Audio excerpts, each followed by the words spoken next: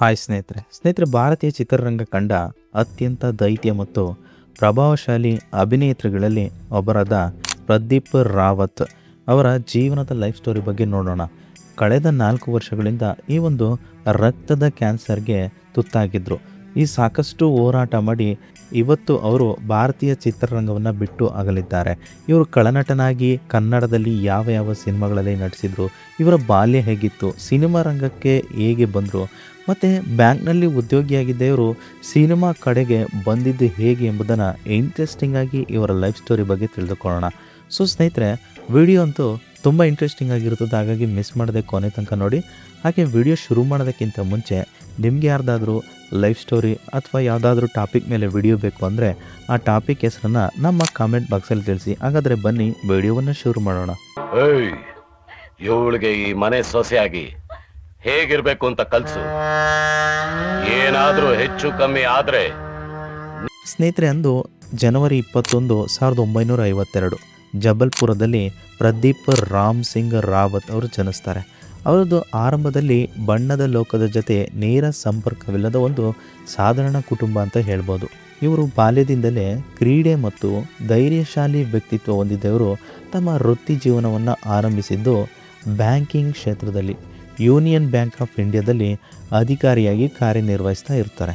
ಇವರಿಗೆ ಸದಾ ಏನನ್ನಾದರೂ ವಿಭಿನ್ನವಾಗಿ ಸಾಧಿಸಬೇಕು ಎಂಬ ಒಂದು ಹಸಿವಿರುತ್ತೆ. ಆ ಹಸಿವೇ ಅವರನ್ನು ಈ ಒಂದು ನಟನೆಯ ಜಗತ್ತಿನತ್ತ ಸೆಳೆಯುತ್ತೆ. ನಟನೆಯ ಮೇಲಿನ ಅಪಾರ ಆಸಕ್ತಿಯಿಂದ ಇವರು ಈ ಬ್ಯಾಂಕ್ ಉದ್ಯೋಗದ ಜೊತೆ ರಂಗಭೂಮಿ ಹಾಗೂ ನಟನ ತರಬೇತಿಯತ್ತ ಗಮನವನ್ನು ಹರಿಸ್ತಾರೆ.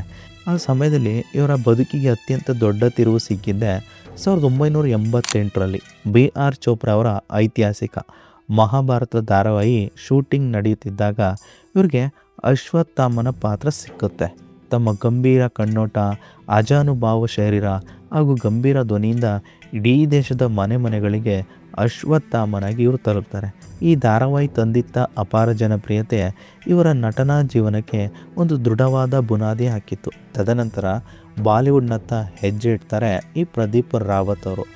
ಬಾಲಿವುಡ್ನಲ್ಲಿ ಮೇರಿ ಜಂಗ್, ಸರ್ಫರೋಶ್, ಕೋಯ್ ಮಿಲ್ ಗಯಾ ಸೇರಿದಂತೆ ಹಲವು ಬ್ಲಾಕ್ ಬಸ್ಟರ್ ಚಿತ್ರಗಳಲ್ಲಿ ಸಣ್ಣ ಹಾಗೂ ಪ್ರಭಾವಿ ಪಾತ್ರಗಳಲ್ಲಿ ನಟಿಸ್ತಾರೆ. ಆದರೆ ಬಾಲಿವುಡ್ನಲ್ಲಿ ಪ್ರದೀಪ್ ರಾವತ್ ಎಂಬ ದೈತ್ಯ ಪ್ರತಿಭೆಯನ್ನು ಜಗತ್ತಿಗೆ ಸಂಪೂರ್ಣವಾಗಿ ಪರಿಚಯಿಸಿದ ಸಿನಿಮಾ ಅಂದರೆ 2001ರಲ್ಲಿ ತೆರೆಕಂಡ ಆಸ್ಕರ್ ನಾಮನಿರ್ದೇಶಿತ ಚಿತ್ರ ಲಗಾನ್. ಹಾಗೆ ಅಮೀರ್ ಖಾನ್ ಅಭಿನಯದ ಈ ಚಿತ್ರದಲ್ಲಿ ಸಿಖ್ ಯೋಧ ದೇವನಾಗಿ ಪ್ರದೀಪ್ ರಾವತ್ ನೀಡಿದ ಅಭಿನಯ ಇದೆಯಲ್ಲ, ಅದು ಇಡೀ ಭಾರತೀಯ ಚಿತ್ರರಂಗದ ಒಂದು ಗಮನವನ್ನು ಸೆಳೆಯುತ್ತೆ.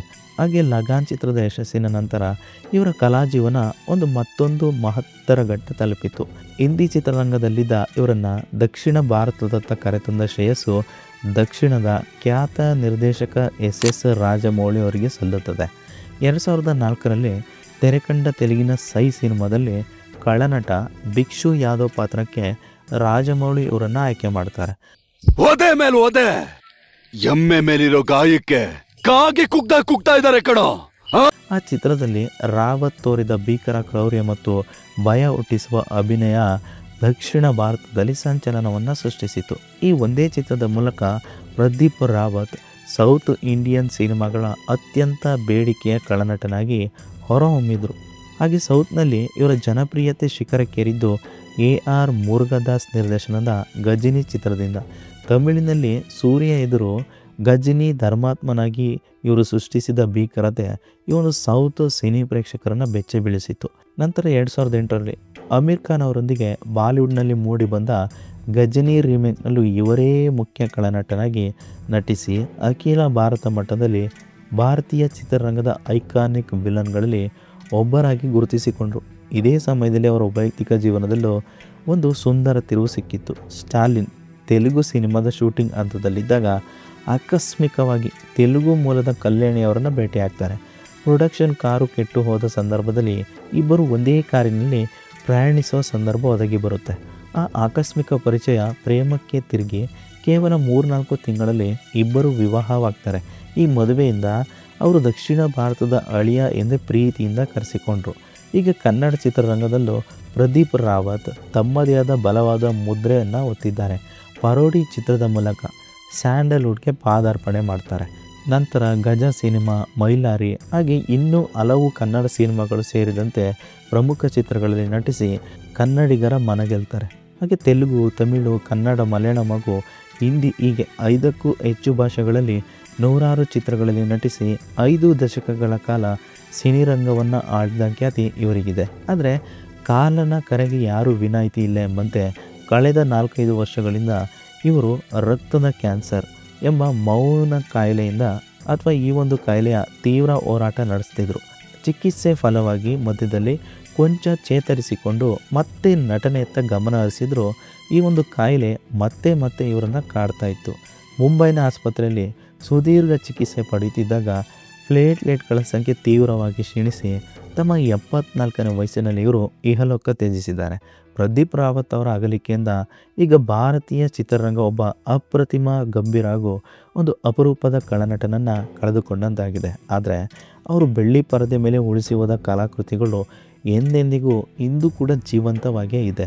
ಸೊ ಸ್ನೇಹಿತರೆ, ಪ್ರದೀಪ್ ರಾವತ್ ಅವರು ತೆರೆಯ ಮೇಲೆ ಎಷ್ಟೇ ಭಯ ಹುಟ್ಟಿಸುವ ಕಳನಟನಾಗಿ ಕಾಣಿಸಿಕೊಂಡ್ರು, ಅವರು ನಿಜ ಜೀವನದಲ್ಲಿ ಅತ್ಯಂತ ಸರಳ ಶ್ರಮಜೀವಿ ಹಾಗೂ ಕುಟುಂಬವನ್ನು ಅಪಾರವಾಗಿ ಪ್ರೀತಿಸುವ ಉತ್ತಮ ವ್ಯಕ್ತಿಯಾಗಿದ್ದರು. ಬ್ಯಾಂಕ್ ಉದ್ಯೋಗಿಯಿಂದ ಹಿಡಿದು ಅಶ್ವತ್ಥಾಮನಾಗಿ ಗಜನಿಯ ಭೀಕರ ವಿಲನ್ ಆಗಿ ಇವರು 5 ದಶಕಗಳ ಕಾಲ ಈ ಒಂದು ಭಾರತೀಯ ಚಿತ್ರರಂಗದ ವಿವಿಧ ಭಾಷೆಗಳಲ್ಲಿ ಅವರು ಮಾಡಿದ ಸಾಧನೆ ಕೋಟ್ಯಾಂತರ ಸಿನಿಮಾ ಪ್ರೇಮಿಗಳ ಮನಸ್ಸಿನಲ್ಲಿ ಇವತ್ತಿಗೂ ಶಾಶ್ವತವಾಗಿ ಉಳಿಯಲಿದೆ.